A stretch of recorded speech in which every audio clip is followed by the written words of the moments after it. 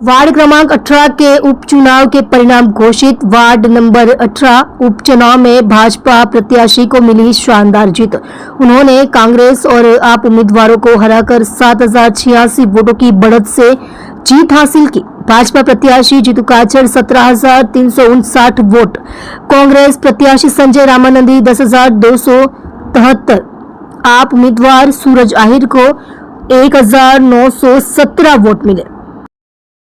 आप देख रहे हो माया नगरी न्यूज चैनल, संपादक दीपक गुप्ता के साथ। जी, आपનું નામ? જીતુભાઈ કાછડ, હું ભારતીય જનતા પાર્ટીના ઉમેદવાર તરીકે આજે વોર્ડ નંબર 18 માં વિજય થયો છે।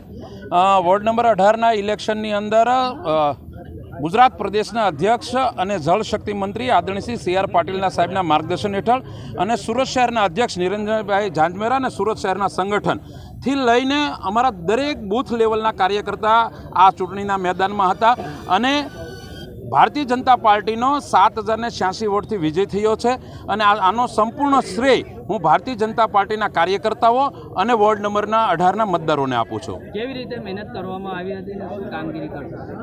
ભારતીય જનતા પાર્ટીનો કાર્યકર્તા હંમેશા ચૂંટણી માટે તૈયાર હોય છે અને દરેક મોહલ્લા શેરીની અંદર એક એક કાર્યકર્તા મેદાનમાં હતો અને એનું આ પરિણામ છે।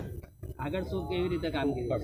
4 વર્ષની અંદર ખૂબ જ આ વિસ્તારની અંદર વિકાસના કામો થયા છે અને હજી 1 વર્ષ બાકી છે ત્યારે અમારી ટીમ સાથે રહીને સુરત મહાનગરપાલિકામાં અમારું શાસન છે તો એમને વિશ્વાસમાં લઈને જે કાંઈ પ્રશ્નો છે એ પૂરા કરીશું।